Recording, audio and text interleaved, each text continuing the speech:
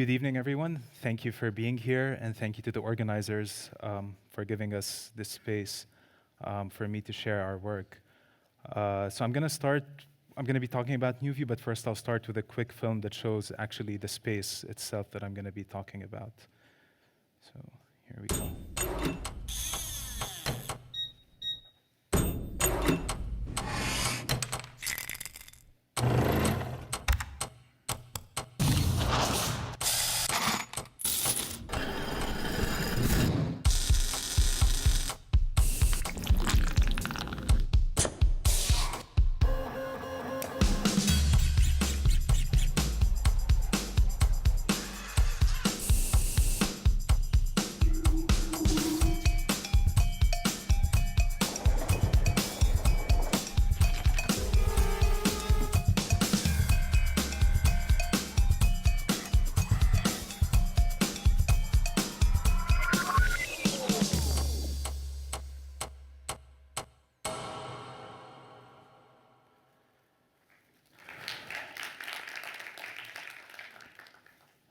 So this is our space in Cambridge, Massachusetts, in the Boston area. Hard to believe, maybe, but this is a school. And what we do there is we basically teach the creative process. So we don't believe at all in the traditional education system, and we're essentially on a mission to replace it with this. So what is the creative process? This process starts with identifying context and formulating a thesis. So first we kind of find a problem and start to think about how we want to engage with this problem. After that, we have the more analytical part, so we're talking about design research, brainstorming, and that leads us to identifying an idea. Now, once this idea is identified, things start to get a bit more interesting. First, students are going to be creating a prototype, actually making this idea, and the critique begins. So as coaches, or sometimes even as colleagues, we provide critique to the students, and that allows them to reinterpret the work they're doing. So they take this critique, synthesize it, and then refine and iterate on their projects. This process probably stretches out for most of the time students spend with us, and it ends with production. So essentially at a point we say, okay, now it's time to take the fittest idea so far and build the best possible prototype of it. And finally, they communicate this. So students create presentations sharing each project they've done. So what are we doing with this creative process and where are we taking it? There are three models through which we deploy it. The first is a semester exchange program. That would be how NuVu started, how our founder started this. So students from schools in the Boston area, this is around 10 years ago, would come for a semester, sometimes two or more, and they would do this. They would just do projects for 2 to 3 weeks at a time within a studio for the entire semester. And then they go back to their school, everything's fine, they still get their subjects, they get an extra kick in their portfolio, whatever. Now, things started to get more interesting when the full-time school happened. And how this began to happen is students would come for a semester, and then they say, actually, we want to stay here. We want to stay for another semester, another year, on and on. Parents would begin to say, we've noticed much more comfort or motivation with their kids when they're here. So we grew to a cohort of almost 20 kids, or a group of almost 20 students who are doing this full time. And the third, before I continue, is the network of labs inside other schools. So this is around 4 years old now. So we go to schools, develop partnerships with them, and set up a lab similar to the space you just saw inside. And that allows us to run a similar innovation school within these existing schools. So these are our 5 graduates from May 2019, just now. That's Louis, Teresa, Stefano, Satchel, and Jacob. So they all were doing just NuVu as their full-time school for 2-3 years, up to probably 5-6 for the last guy. So they were there for a while. They're very geeky, they code very fast, et cetera, but they've all also gone on to pursue majors they're very interested in. Satchel's at MIT, Teresa at Carnegie Mellon, et cetera. So this is kind of NuVu, but what is the NuVu X program, which is our partnership program, how we work with other schools, and what are we really trying to do? So the mission simply is creating a culture of innovation across schools. We're trying to upend the existing educational system by slowly inserting this innovative form of teaching. And to do this, to us, the whole process is based on seeing. So we want students to see in a new way. We want them to analyze problems from multiple perspectives and then to use that to create new solutions. So over the past year, in Cambridge, we've done around 50 studios and had 600 students go through, including a large summer program we have that's open to everyone. And we've done 4 virtual exchanges, which we'll talk more about in a second. Through the network program, we've hit 700 students and 2,400 projects in the past year, and have successfully created an amazing innovation community across these schools through that time. Okay, so these numbers are from the end of the last academic year, so slightly old, but based on then, we were working with 14 partner schools across the world. 4 of them are public, which means there's no tuition paid, and they're in 6 different countries. They've increased since then. We also have a research and development arm, which actually makes this whole operation possible. And finally, there's the network itself, how we connect these schools to us in Cambridge and to other schools.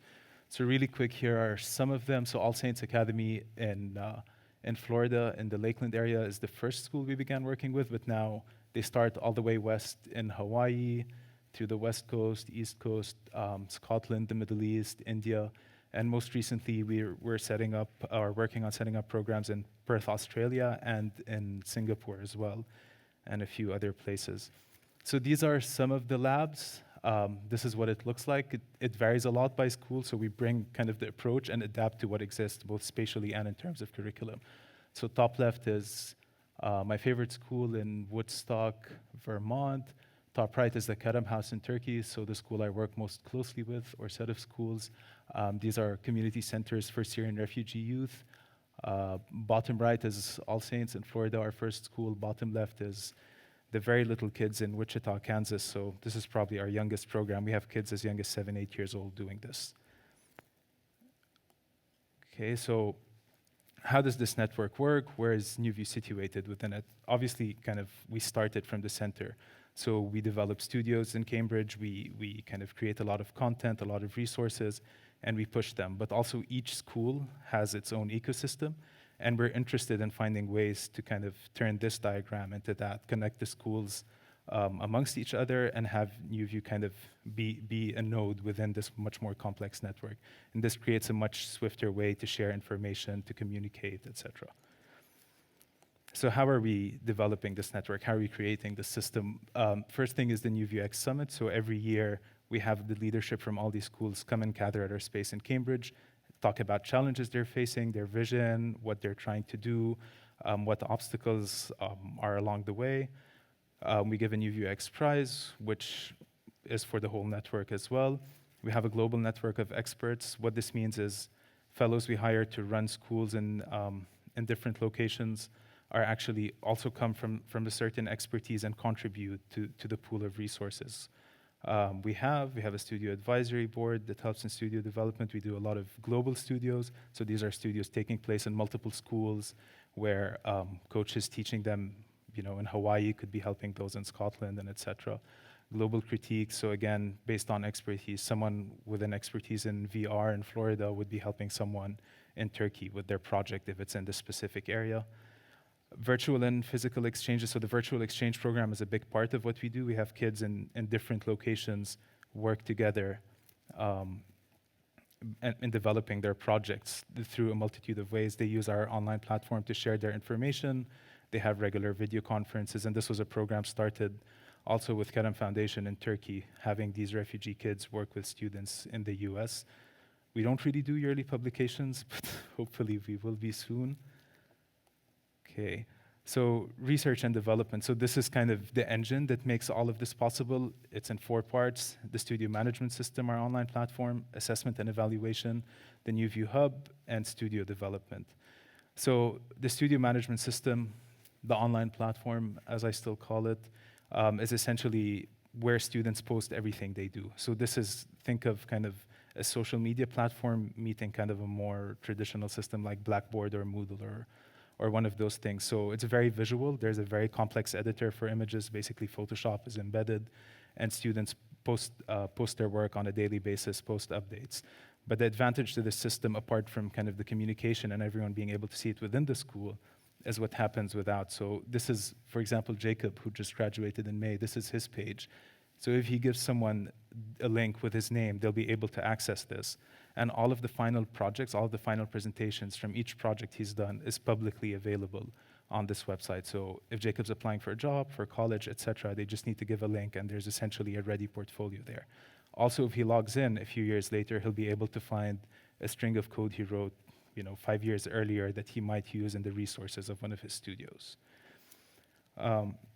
Similarly, the evaluation has two sides. On one hand, we have students do objective and subjective self-evaluation that goes with the evaluation they get from coaches. What this means is a student can compare how the coaches evaluate their work with how they felt they performed. It's usually divided, as you can see here, by skills. So like, I don't know, soft robotics would have robotics, coding, and CADing as the skills. But depending on the school we're working with, this could be numbers. So technically, an average could be developed, but we almost never do that. The NuVu Hub, or I still call it this one the toolbox also, is basically this big database we have online that pools a lot of the resources we've developed over the years and that we continue to iterate on and improve. So this works in two layers. For coaches or the people doing the teaching, they can go to the toolbox and find the resource they need to support the student through a project. They could pull a presentation template, modify it for the school they're in, the studio, and give it to students. But at the same time, students will be able to find resources they need. So if they've put together a series of electronics and need to code them, they'll find an Arduino tutorial or existing scripts that they could just pull and use immediately. With that goes the physical toolbox, which is a little bit weird, but really cool also. So we have 60 of these things in our space in Cambridge. So it started off as taking a rectangular prism and thinking, how many ways can you do this? How many materials can you do it with? Then the students got excited about it and they started making all these crazy joints. The cool thing about it is if you go to the online resource, you'll be able to find all of the details for any one of these, I don't know what to call them, toolbox boxes. So you can download production files if it's going to be 3D printed or laser cut, or you could find an explanation for how to assemble it, etc. So this has been very useful for students in the network. Finally, studio development. So we develop studios by brainstorming across the network, not just creating them all in Cambridge and saying that this is what you have to do now. And in parallel, we do our best to localize global themes. So what that means is if we're talking about climate change, obviously a pressing issue for our time, it's not the same conversation in Hawaii that it would be in the Middle East. So we try to talk with experts locally, with the school, to figure out kind of how we want to do this. I mentioned the virtual exchanges and the test before deploy, which is tricky because I don't know how much we really do this, but we definitely don't push a studio across multiple schools until we've tested it. So we do often use our space in Cambridge as a testing ground, such as if we're trying to run synthetic biology studios, we hire a synthetic biologist with expertise in this. We run 1 or 2 studios in Cambridge, and if it works, we begin to kind of deploy the studio to other schools with the training and resources it comes with. So finally, I'll go through a few projects and stories from the kids. So I'll just pick and choose, but this is tree dwellings. So this was done in Florida recently. You've probably heard they get a lot of hurricanes there. The past few years have been rather intense. So students are creating these houses that basically can be hung in trees as there's floods underneath. Farming for the future. This is, again, the Kansas kids. So they're using hydroponics and other technologies to look at the future of farming. This is probably the weirdest studio. I'm never sure what to say about it, but they're basically being inspired by animals and creating wearables. Not quite sure what those wearables do, but yeah. This studio actually is a very inspiring one. So this was our first virtual exchange. So we did a lot of testing with it, but the kids in Turkey worked with kids in Florida to develop prosthetics for individuals that were injured in the war in Syria. So for example, this little girl, Inas, has a broken comb in her foot, or her foot comb is broken. So the students created a boot for her that was, for the first time, printed in Florida, tested there. Then the final prototype was done in Turkey, and she still wears this now. This is Identity Vessels, another one of the virtual exchange studios. Morphing playgrounds. This is a fun one. So also, there's a playground under construction in Turkey, and kids in Woodstock, Vermont, Cambridge and Turkey worked together on designing different play structures that will be included in this play space. And the one in Cambridge was a musical intervention studio, so all of the games in the studio actually create music as they're being used. This is the playground, which is under construction now, almost done, by Offish Architects in Beirut, and they've designed this structure that actually creates the space for all of these interventions to be placed within, but also to be modified, innovated over time, changed, etc. So all of the student projects will begin to fill this structure. This is in Scotland, so Kelvinside Academy. Students from our school in Cambridge, so all of the graduates you saw in the beginning, plus another 10 students or so, traveled there and built this public space installation. So they spent ages making this little concrete thing so that it swayed just enough but didn't fall and people could walk between it and whatnot. And they went there and they had like 3 days to build the whole thing. And meanwhile, this thing was being built, which is the Innovation School, so the program we run at Kelvinside Academy. So this is one of kind of the most physically present programs we have at a partner school. So they're trying to, this is one of the oldest schools in the world, and they're trying to bring this sense of innovation into the core of the school. Meanwhile, I'll end with this. So on the opposite side, a project we did recently was for Vision 2030, where we developed 2 studios. So one of them was taught at Har'ar and the other one at Al-Kharj, south of Riyadh. And those studios basically aim to sort of help direct students to take on a bigger interest in renewable energy or energy and resources in general.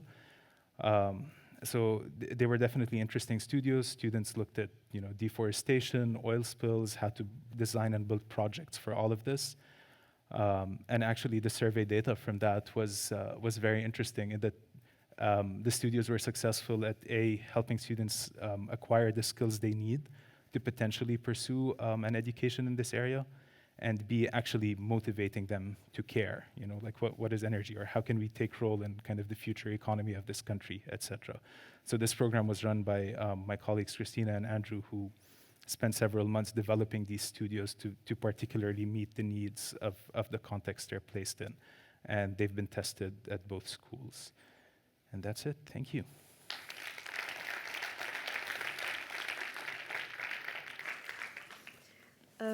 First, I would like to congratulate you for the great story you have today. We feel proud of that. Thank you. Do a very welcome interruption or disruption for the education system that we are having today, and really promote innovation and bring it for everyone to be welcome in that. So congratulations again for this. And now I'll open the floor for the audience. We already have a very ready one to raise a question. Uh-oh.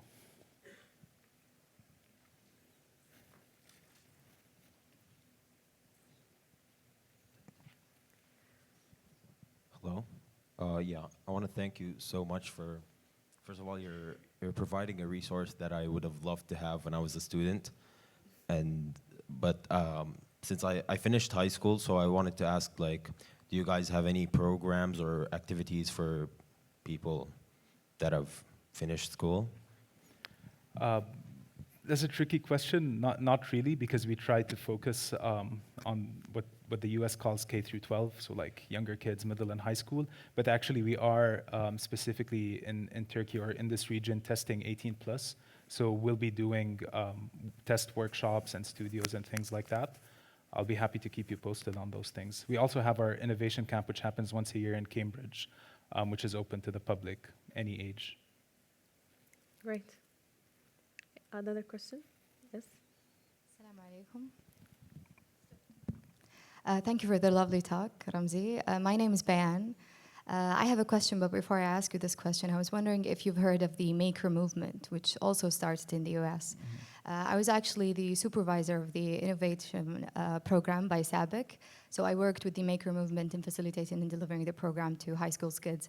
So it was a great experience in which I've observed how tinkering skills and design thinking, as you've explained, is really important to help kids transform any idea that they have into reality. So my question is your approach, the approach of your school, different compared to the Maker movement? And how can we know which programs? Because recently there's been a lot of initiatives that they recommend such a way of education, and I was wondering how can we decide between each one of them? Should each program target a certain age group, or for example, because the Maker movement is not just specifically for kids. So how are you different again? Yeah. Thank you. Thank you. That's a great question, and thank you for the work you're doing also.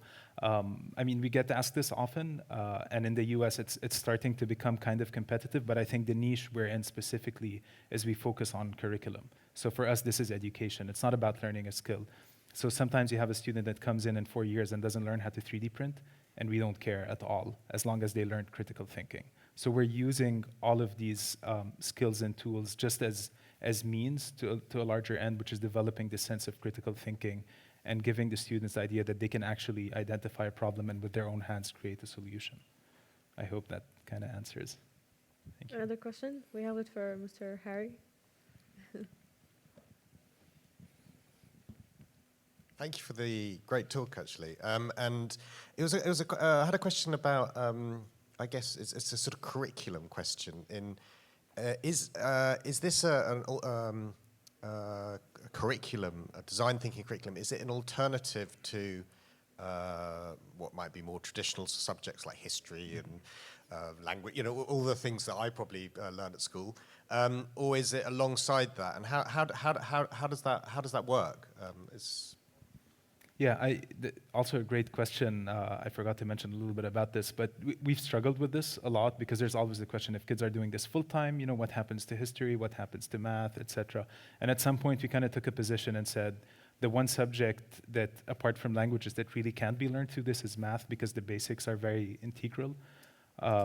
But then we tried giving math, and students hated it, so we stopped doing that. And actually, what we do with our full-time kids now is they take courses at the Harvard Extension School. So we advise and help them identify courses that will help them in the trajectory they're on. Some of them do a bit of homeschooling, so the US is more flexible with this. But it is definitely an open question that we still haven't fully answered. Thanks. Great. And with that, we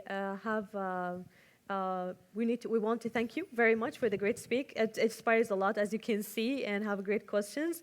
And thank you again, Ramzi. Thank you very much. Thank you. Thank you.